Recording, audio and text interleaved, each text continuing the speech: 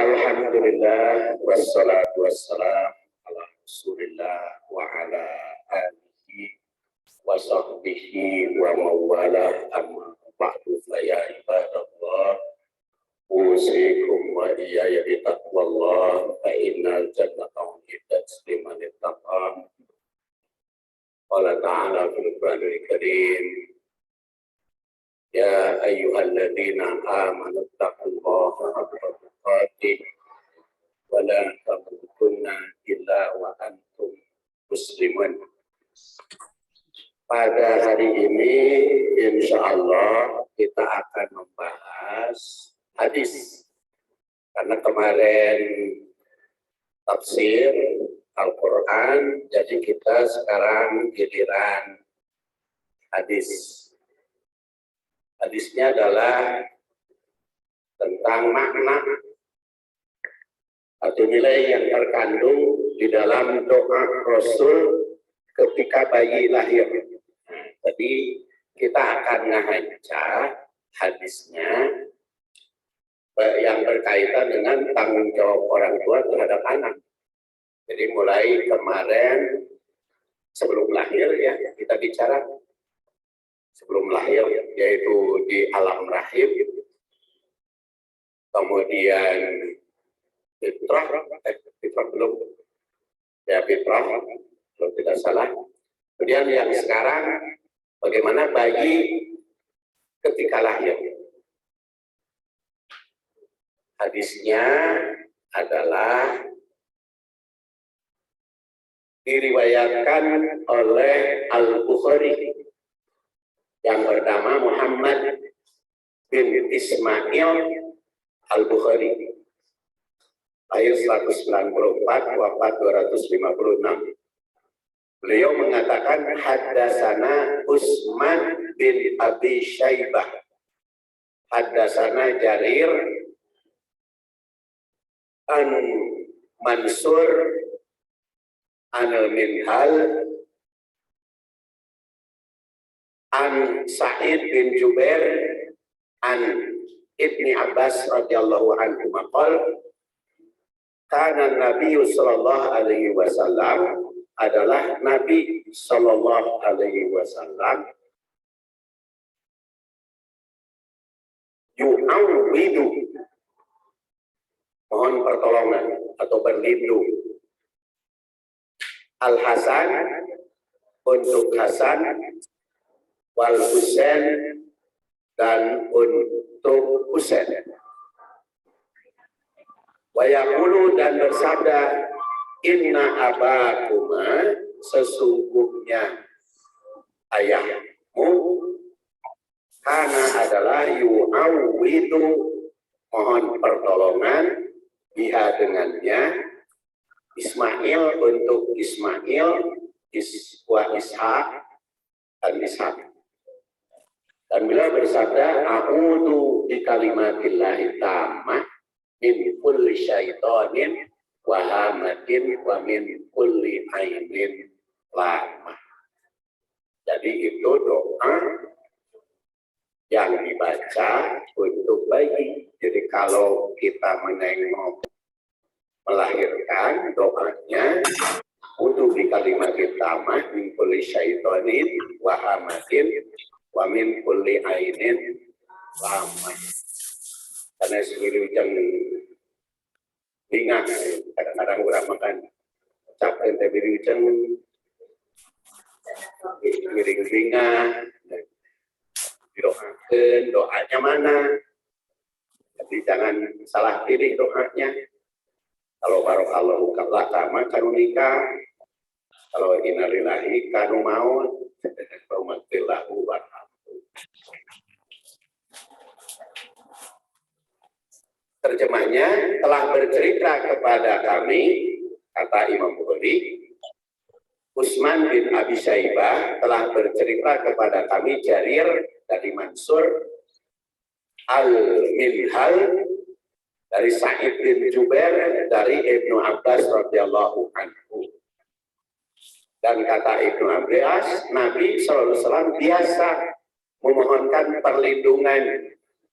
Jadi oleh penerjemah diartikan biasa Karena di sini karena adalah yu'amlim. Jadi kalau karena fi'il madi disambung dengan fi'il mudhari itu diartikan biasa, sering. Biasa mohon perlindungan untuk Hasan dan Husain, yaitu cucu beliau. Dan berkata, sesungguhnya nenek moyang kamu, jadi kalau bahasa Indonesia nenek moyang, kalau bahasa Arab bapak moyang. Kenapa? Karena abakum itu bapak, bapak kalian. Tapi karena bahasa Indonesia jadi nenek moyang, abakum. Sungguhnya nenek moyang kamu yaitu suka berdoa perlindungan untuk Ismail dan Ishak dengan kalimat a'udzu bi kalimati tammah min kulli syaitanin wa hamatin wa min kulli ainin lamah. Ini hadis riwayat Al-Bukhari juz 11 halaman 157 nomor 312. Artinya a'udzu bi kalimatillah, aku berlindung dengan kalimat Allah. Nah, di sini aku berlindung dengan kalimat Allah atama yang sempurna dari segala setan. Dan di sini an kulli syaitan, dan segala makhluk berbisa. Hama itu terjemah sementara, nanti di dalam syarah kita terjemah lebih luas. Dan begitu pula dari mata yang jahat yang mendatangkan petaka.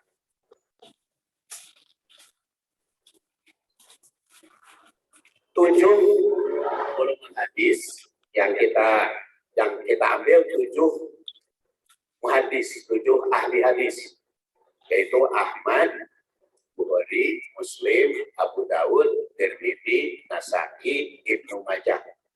Jadi ada Al-Kutubus Sittah, ada Al-Kutubus Sab'ah. Kutubus Sittah itu Bukhari, Muslim, Abu Dawud, Tirmidzi, Nasa'i, Ibnu Majah. Sedangkan Kutubus Sab'ah ditambah Ahmad. Dan dari Kutubus Sittah itu 3 bernama Muhammad, yaitu Al-Bukhari, At-Tirmidzi, dan Ibnu Majah. 1 bernama Ahmad, yaitu An-Nasa'i. 1 lagi bernama Sulaiman, yaitu Abu Dawud. Dan seperti biasa dalam kurung, angka yang pertama menunjukkan lahir. Ini 164 itu lahirnya. Angka yang kedua menunjukkan wafat, yaitu 241 dan seterusnya. Dan ini riwayatnya, redaksi yang diriwayatkan oleh para ahli tersebut atau para muhadis itu.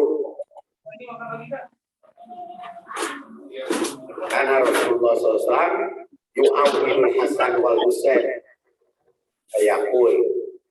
Kemudian ada lagi yang berbunyi doanya, ada yang a'udzu bi kalimatillahi tammah, itu riwayat Ahmad. Riwayat Bukhari. Tapi kalau riwayat Abu Dawud bunyinya u'idukuma di kalimat. Apa bedanya a'udzu bi kalimatillah dengan u'idukuma?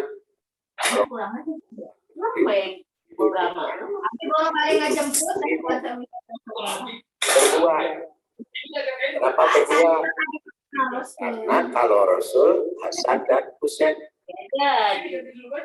Kalau Ibrahim Ismail dan Ishak. Jajan banyak Pak. Iya seragam dicucinya. Yang benar redaksi dari Rasul. Boleh jadi semuanya benar. Ketika satu peristiwa Rasul mengisahkan Abudu di kalimat Jawa lain itu kema di kalimat ilah. Karena kata Ibnu Abbas juga Rasul itu sering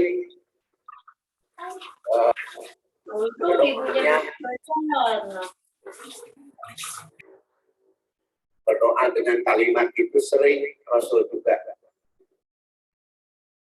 Kemudian kalau kita lihat riwayat yang tadi punya ciri khas, jadi kutubus sab'ah atau 7 ahli hadis itu hanya 5 yang meriwayatkan. Jadi tidak semua 7 ahli hadis meriwayatkan, hanya 5-an saja, yaitu Ahmad, Bukhari, Muslim itu yang meriwayatkan.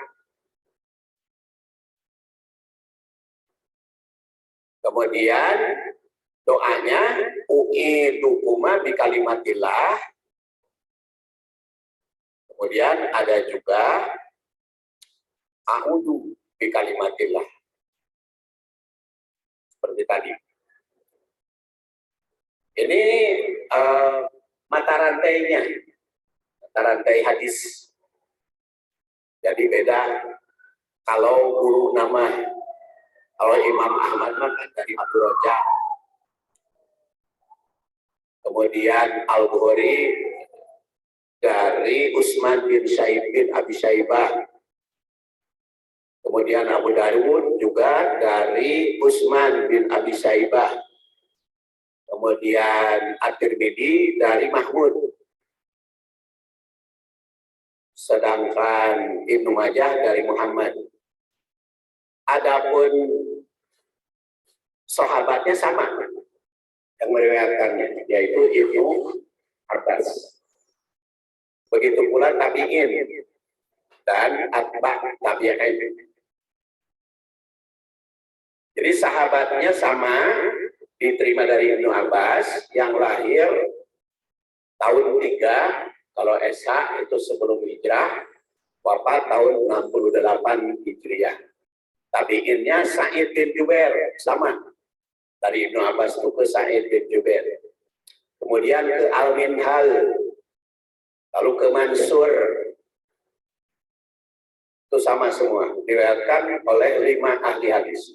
Namun, tabaqat atau tingkatan berikutnya, Sufyan diriwayatkan oleh Ahmad. Kemudian At-Tirmidzi dan Ibnu Majah.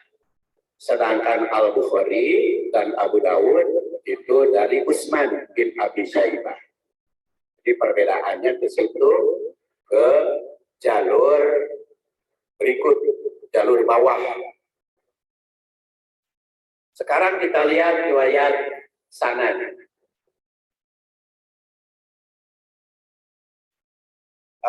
Al-Bukhari menerangkan hadasana Utsman. Utsman itu siapa? Utsman itu bin Ibrahim, dia wafat tahun 239. Jadi kalau Utsman 239 kan wafat, kan Al-Bukhari 194 akhirnya. Jadi ketemu. Dan diriwayatkan oleh Bukhari hadis dari Utsman itu sebanyak 61. Utsman dari Jarir yang diriwayatkan oleh Al-Bukhari hadisnya 127. Beliau wafat 188. Kemudian dari Mansur, dari Minhal oleh Bukhari hanya 2 saja. Dari Jabir hadisnya diriwayatkan oleh Bukhari 147. Nah sekarang dari Ibnu Abbas. Siapa Ibnu Abbas? Kita kenali Ibnu Abbas. Ibnu Abbas itu namanya Abdullah bin Abbas. Abbas itu siapa? Abbas itu kakak dari Abdullah.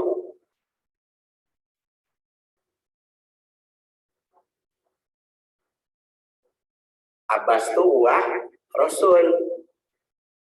Sedangkan Abdullah bin Abbas putra Abbas, jadi saudara sepupu. Jadi Abdul Muthalib itu punya anak kan, ada Abdullah, ada Abbas, ada Abu Thalib. Nah, Abbas punya anak namanya Abdullah. Sarwajen pamana lagi kan Abdullah. Kalau Abdullah mah wafat ketika berusia 25 tahun. Setelah punya anak namanya Muhammad. Jadi Abdullah itu tidak punya anak selain Rasul. Istrinya Siti Aminah. Jadi ketika 25 tahun sebelum Rasul dilahirkan, menurut sebagian ulama, ya wafat ketika berusia 25 tahun.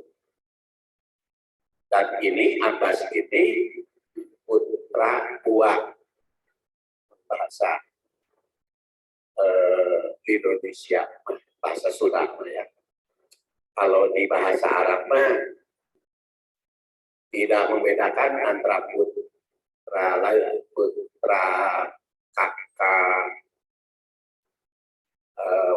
kakak ayah dengan adik. Yang membeda itu kakak ayah dan kakak ibu atau adik ibu. Kalau adik ibu namanya khol atau kakaknya.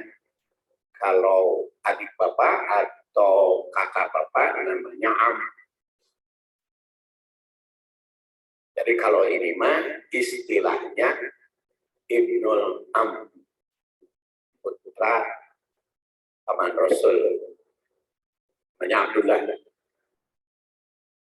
Lahir 3 sebelum hijrah. Seorang sahabat yang ketika kecil didoakan oleh Rasul. Jadi sahabat yang didoakan oleh Rasul itu banyak.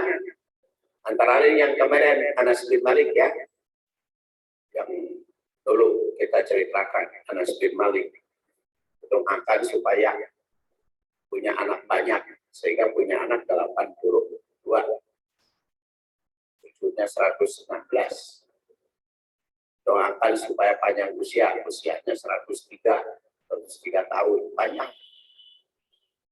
Dan kaya raya. Kalau Ibnu Abbas didoakannya oleh Rasul, Allahumma faqihu fiddin wa 'allimhu ta'wil. Hadis riwayat Ahmad dan Al-Bukhari. Allahumma faqihu fiddin wa 'allimhu ta'wil. Jadi boleh itu mendoakan itu.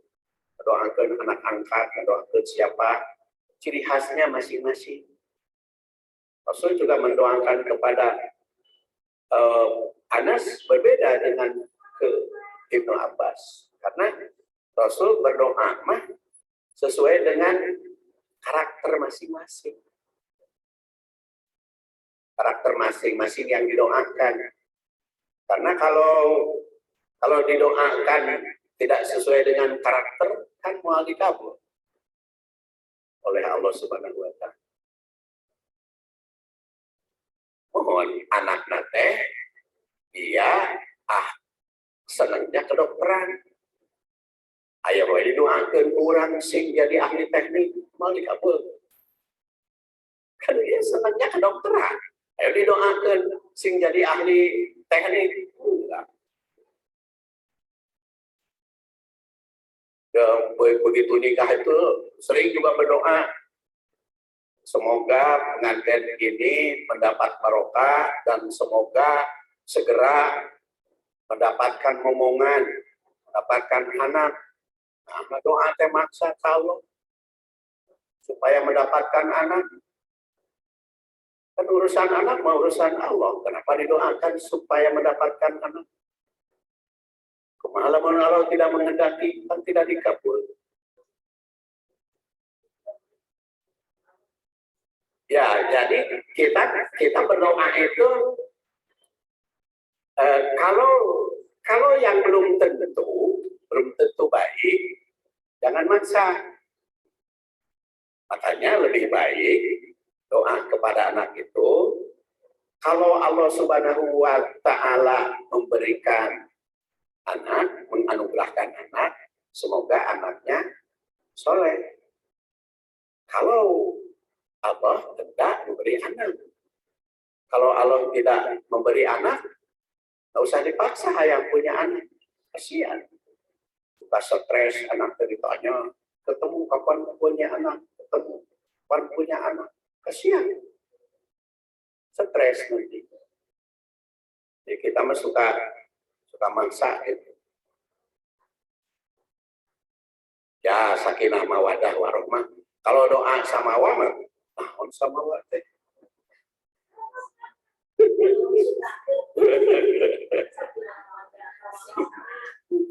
Mudah-mudahan sing samawa, samawa.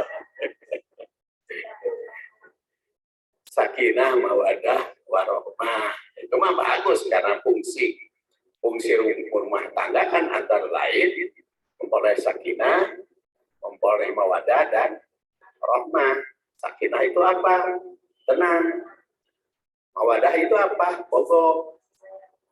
Kasih sayang mah rahmah. Jadi kalau sakinah mah tentram, mawadah mah bogo. Birahi, gairah. Kalau rahmah kasih sayang.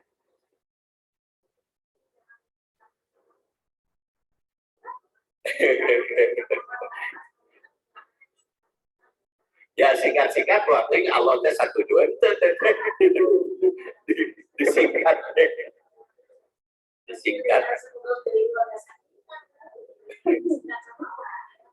sakinah aja.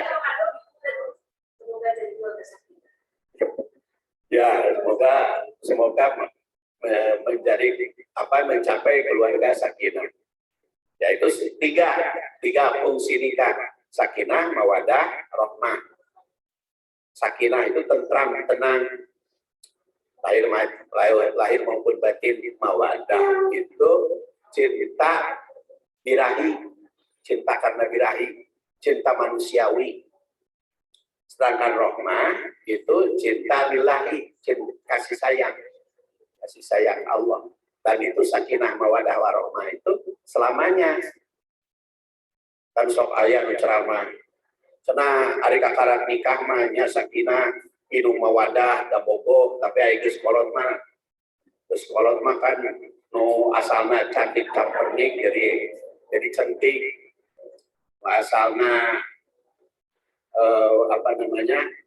bocet bahasa Sunda mah ditilik digigir lengi, dipandang di tukang lenyang, ditutup diharap siap. Ayo nama ditilik digigir cantik, ditilik dipandang di tukang benklang, ditutup diharap nyentrek. Jadi wecana teweh bogoh teh ulah gitu. Jadi bogoh dan kasih sayang itu selamanya. Des aki-aki des ini oke, bogoh tetap harus tetap, jangan dihilangkan. Walaupun mungkin bentuknya sih bisa berbeda-beda tergantung kepada pengalaman masing-masing.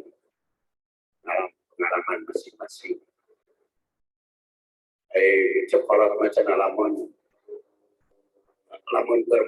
kermorama kuantitas, kalau udah tua kualitas. Begitu di sekolah yang anggerek, kualitas dan kuantitas harus tetap. Iya, tetap kualitas dan kuantitas itu harus. Oh iya, harus dua-duanya. Ya pihak yang nggak bisa. Sakinah mawadah warohmah itu harus dua-duanya, harus suami istri. Ya, kalau sepihak nggak jalan. Diciptakan itu harus dua-duanya. Ya, kalau dapat jodoh, ya silahkan saja. Semoga mendapatkan jodoh bisa, karena kan jodoh itu ikhtiari sifatnya. Jodoh itu kan ikhtiari. Jadi takdir ikhtiari, takdir yang diikhtiarkan. Nah, tadi kembali ke Ibnu Abbas. Nah, Ibnu Abbas mah oleh Rasul didoakan Allahumma faqihu fiddin wa 'allimhu ta'wil. Ya Allah, jadikan dia seorang yang paham tentang agama dan ajarkan kepadanya kemampuan takwil ayat.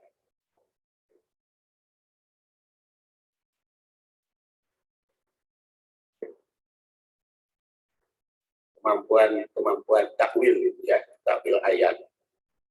Allahumma faqihu fiddin wa 'allimhu ta'wil. Dan menurut riwayat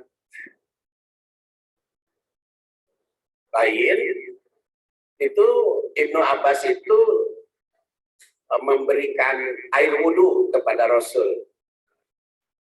Setelah memberikan air wudhu kepada Rasul, Rasul berwudhu, lalu melihat ada sisa air wudhu. Siapa ini? Apa yang menyediakan air wudhu? Kata Ibnu Abbas, ya dia. Akhirnya oleh Rasul didoakan Allahumma faqihu fiddin wa 'allimhu ta'wil.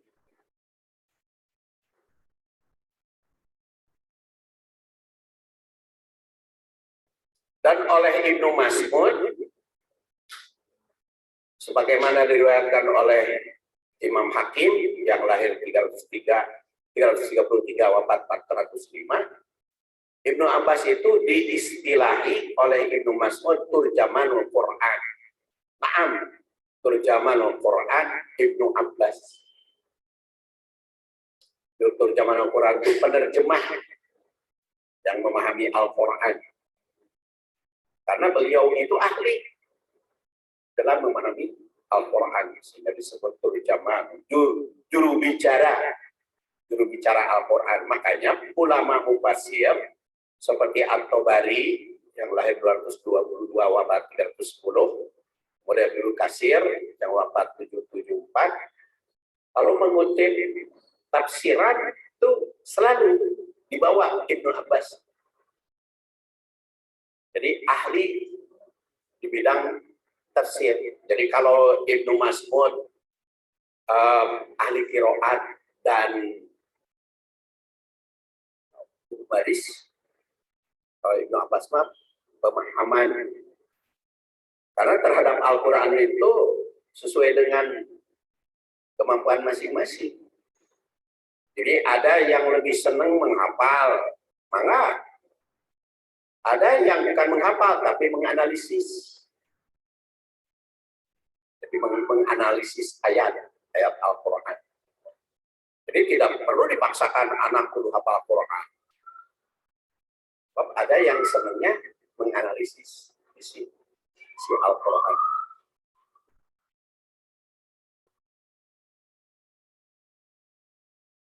Tarikh hadis. Seperti tersurat di dalam hadis tadi, Rasulullah SAW menyampaikan doa itu ketika Hasan dan Husain lahir. Nah, Hasan itu lahir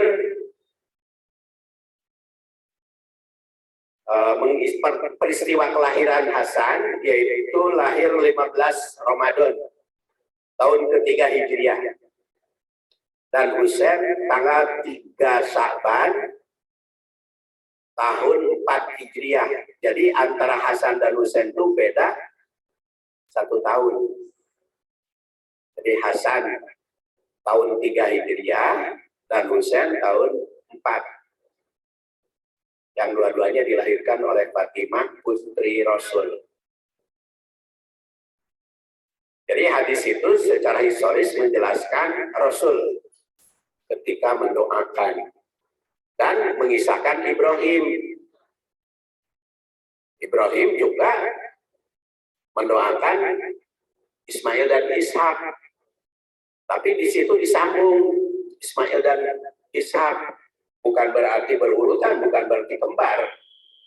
Kalau Hasan dan Husain mah usianya beda 1 tahun. Kalau Ibrahim dengan Ismail dengan Ishak mah ada yang mengatakan 13 tahun bedanya. Jadi setelah setelah Ismail dewasa, menjelang dewasa, sudah dikurbankan, baru lahir Ishak.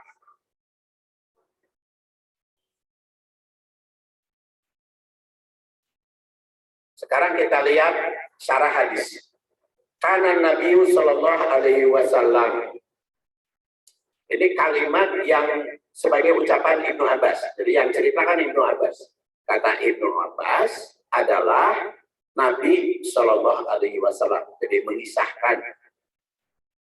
Bisa saja beliau melihat langsung ketika Hasan dan Husain dilahirkan. Maka Ibnu Abbas kan lahirnya 3 tahun sebelum hijrah. Jadi ketika Hasan lahir, beliau berusia 8 tahun. Ibnu Abbas itu 6 tahun ya, tahun 3 berarti 6 tahun. Dan ketika Husain lahir ketika 7 tahun. Jadi sudah dewasa, sudah dengar lah Ibnu Abbas 6 tahun, 7 tahun. Al-Hasan wal Husain. Di sini yu'awwidu Al-Hasan dan Husain. Seperti tadi saya katakan, kalau fi'il mudhari disambung dengan fi'il madhi kana, itu diartikan biasa. Biasa Rasulullah Shallallahu Alaihi Wasallam mendoakan. Yu'awwidul Hasan wal Husain, mendoakan Hasan dan Husain.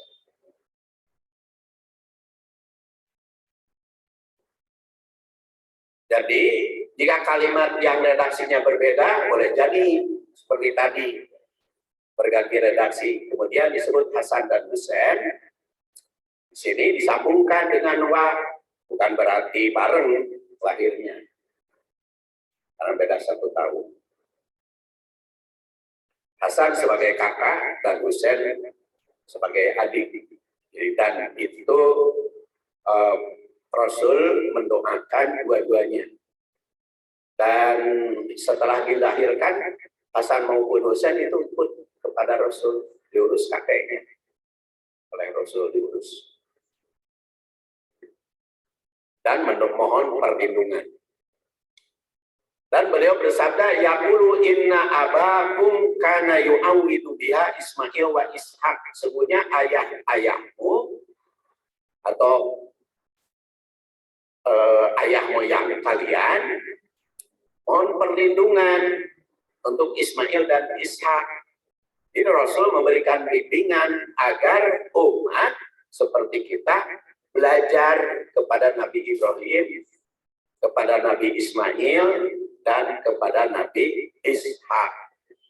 Ismail dan Ishak jaraknya jauh. Seperti di dalam ayat kan, falamma balaghu ma'ahusak.